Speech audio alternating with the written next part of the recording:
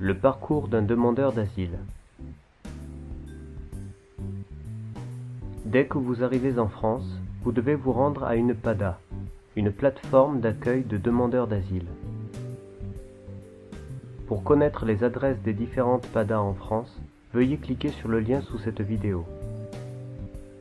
À la PADA, on vous fournira des informations sur l'asile, vous saisirez un formulaire de demande d'asile, voir exemple sous la vidéo, on vous prendra en photo et on vous remettra une convocation à la préfecture et à l'OFII, l'Office français de l'immigration et de l'intégration.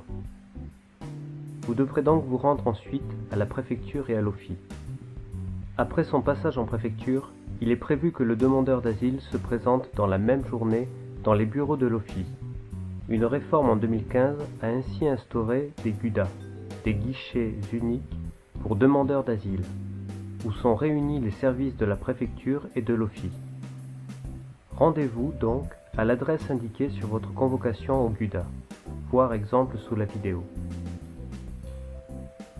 À la préfecture, on relèvera vos empreintes, on déterminera l'état responsable de la demande d'asile, on déterminera la procédure dans laquelle vous serez placé, et l'on vous remettra un dossier OFPRA, soit en procédure accélérée, soit en procédure normale, à envoyer dans les 21 jours. À l'OFII, on vous expliquera les conditions matérielles d'accueil, on vous inscrira dans le DNA, le dispositif national d'accueil, on évaluera votre vulnérabilité objective, c'est-à-dire votre santé, votre situation familiale, etc. On ouvrira vos droits à l'allocation de demande d'asile et on vous proposera un hébergement ou bien on vous renverra vers la PADA qui, alors, vous orientera vers un hébergement d'urgence.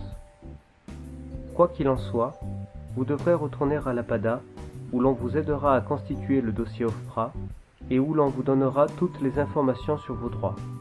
La couverture maladie universelle, CMU, l'ouverture d'un compte bancaire et la scolarisation des enfants. 15 jours après l'enregistrement du dossier si vous suivez la procédure accélérée, ou dans les 6 mois après l'enregistrement du dossier si vous suivez la procédure normale, vous serez convoqué à l'OFPRA, l'Office français des réfugiés et des apatrides. On examinera alors et traitera votre demande d'asile en France.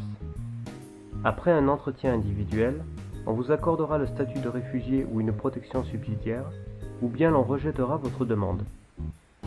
Dans ce cas-là, vous aurez 15 jours pour enregistrer un recours à la CNDA, la Cour nationale du droit d'asile, et vous serez convoqué dans les 5 mois si vous suivez la procédure normale, ou dans les 5 semaines si vous suivez la procédure accélérée.